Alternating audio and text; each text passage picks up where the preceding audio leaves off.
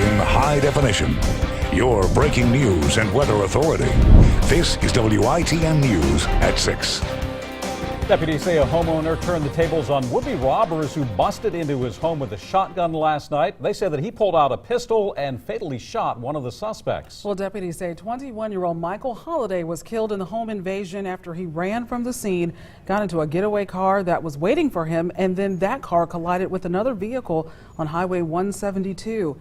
Officials responded to the wreck. Holliday died at the hospital and the other three were arrested. April Davis was there as they faced the charges in court this morning and joins us live in Jacksonville. April. Yeah, Lynette and Dave, there are no charges for the homeowner who fired that fatal shot at this time. He says that those two men came to his home, barged in, and demanded drugs and money. Now, the three suspects who actually survived the evening were in court today. Brian Bailey and Jonathan Conso. They're both 23 years old and both are from Hubert. And 18-year-old Jordan Sanford of Swansboro. They are charged with first-degree burglary, attempted robbery with a dangerous weapon, and conspiracy to commit robbery with a dangerous weapon. Deputies say two suspects waited in a getaway car as Holliday and Bailey busted into the small home on Abbott's Branch Lane in Hubert just before 7:30 last night and pointed a 20-gauge shotgun at the man inside, John Moore, who lives with his brother there. Moore pulled out a pistol and told the suspects to leave and ended up shooting Holliday, according to officials. And I did try to speak to the homeowner today, but he didn't come to the door. Neighbors say he did what he had to do. It's got to be a scary feeling, somebody pointing a shotgun at you, but that's probably why, he did what he did to protect him and his brother. Yeah. I'd have done the same thing myself, but. Now, neighbors told me that one of the suspects knew a relative of the homeowner. Of course, officials not confirming that just yet. And the sheriff's office did send out a press release late today saying that the DA's office is looking into this case. It is still under investigation, and they're going to take a closer look at it tomorrow. Reporting live in Jacksonville, April Davis, WITN. All right, thanks so much, April. Where the three other suspects are being held on a $200,000 bond. And the story has been generating a lot of talk and feedback today. On WITN.com, David wrote, quote, "While a part of me honestly feels for this young man and his family, he was an adult and made his own choices and paid the price for them. It is unfortunate he could not find help for his problems before it was too late," unquote. And on Facebook, Amy Harrison Doherty left this comment saying, quote, "So young, so many lives affected behind this dumb crime and a life lost. Prayers for all families involved," end quote. And you can get in on the conversation too by heading to WITN.com and our Facebook page. A man charged with killing his roommate was in court today, even smiling for the cameras.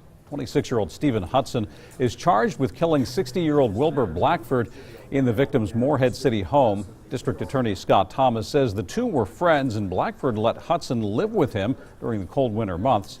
Scott says on February 1st, Blackford was found dead from blunt force trauma that gave him broken ribs and caused him to bleed internally. Authorities say Hudson made the 911 call when Blackford's body was discovered. Hudson was arrested Friday and is being held without bond.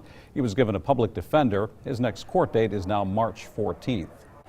Well, police say they have made a positive ID on the body found Sunday near where a missing woman was last seen. They have identified the remains as Bethany Rhodes of Maysville. The woman's body was found around 2 o'clock that afternoon by someone fishing near the White Oak River campground. Sheriff Danny Heath says the woman's death is being investigated as suspicious and an autopsy will be conducted this week. Rhodes was last seen on February 10th around 5 p.m. when she was walking on Highway 17 near that campground. Rhodes' friend Greg Carpentano says that he's one of the last people to see her before she went missing on the 10th. Carpentano says that the two had dinner together at his home just on the edge of Maysville and that he eventually had to send her on her way after she had too much to drink. Carpentano says he has more information he's hoping to share with law enforcement. People are telling us tonight that they're concerned for their safety after 3 separate shootings within hours of each other. And here's a look at where those shootings took place. Now, police responded to the shootings on West Highland Avenue, Stadium Drive, and J.P. Harrison Boulevard in Kinston on Sunday. Brendan King spoke with residents who witnessed the shootings, and he's back here at the studio with what they're saying. Brendan. Yeah, Dave and Lynette, all of the shootings yesterday took place within blocks of each other. Authorities say the shootings don't appear to be related, but locals in those neighborhoods say they fear for their safety. Let me take you to those scenes right now. Kinston police first responded to a person shot call just before 11 a.m. at this home on West Highland Avenue, where they found Sterling Smith with multiple gunshot wounds. Authorities are currently searching for 26-year-old Jamel Howard, who left the scene in a blue Mitsubishi. Police then responded to shots fired calls in the George Avenue and Stadium Drive area. Neighbors say they witnessed several young black men with shotguns shooting at each other on George Avenue and ran behind a home on Stadium Drive. 2 hours later, police responded to a person shot call at the C-Mart on J.P. Harrison Boulevard, where they found Marquez Williams suffering from multiple gunshot wounds to his pelvic and chest area. Woody Spencer with Kinston Public Safety says shootings like this in broad daylight are rare for Kinston. Middle of the day like it happened yesterday in Kinston is very rare, and I don't think people in Kinston need to be worried about it. I mean, we're concerned for sure. It's something that we need to look into. We need to get these guys or whoever and get them off the street because the bad people need to be in jail. Authorities say 33-year-old Wesley Devon Warren turned himself in and was charged with attempted murder in connection with the C-Mart shooting. The 3 individuals shot were taken to Vidant Medical Center. Kerrick Alexander, who was shot on Stadium Drive, has been treated and released. Sterling Smith, who was shot on West Highland Avenue, is in fair condition. David Lynette. All right, thanks, Brendan. And authorities say Jamel Howard, who Kinston police are currently searching for in connection with the West Highland shooting, left the scene in a blue Mitsubishi. And he's been charged with assault with a deadly weapon with intent to kill, inflicting serious injury.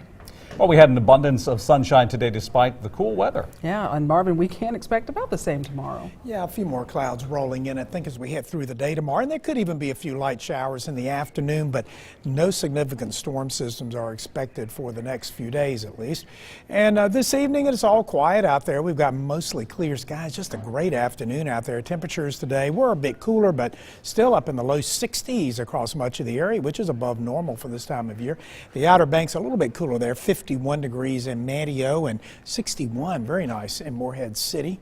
Now we're looking at a cooler period ahead here for the next few days, and there will be a few clouds during the day tomorrow, and again during the afternoon we could pick up a few light showers or sprinkles. I don't expect that much, and that should clear out of here later on. Then another weak system rolls through here late tomorrow night and early Wednesday, and that could bring us a few more showers, but just doesn't look like to be that significant.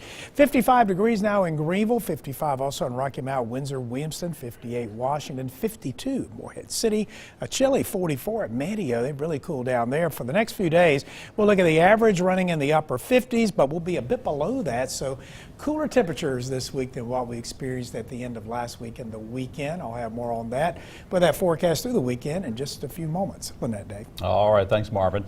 It stirred controversy ever since word got out, and tonight school administrators are discussing how to make up for snow days from earlier this month. Yeah, although those alternatives are not sitting well with some. Now, this is a live look at the Board of Education meeting in Beaufort County. 2 topics are being discussed tonight. One is the proposal to have teachers make up 7 days on consecutive Saturdays. Those would be considered optional teacher work days, which would run from 8 a.m. until 12:30 p.m. Now, a separate issue deals with making up instructional time, which would add 10 minutes to the beginning of each school day for the rest of the school year. We have a reporter at this meeting, and we'll have updates on WITN.com and on WITN News at 11. Well, a highway in the east is still closed tonight after a tractor trailer split in 2 this morning. It happened on Highland Avenue, which is the main way into Grifton from Highway 11. Police say they believe a possible load malfunction caused the split. The 18-wheeler was carrying 20,000 pounds of material used to make horse feed. Police say crews had to cut open the trailer and unload it before a wrecker could remove the rig. No one was injured. The driver was cited for 2 violations.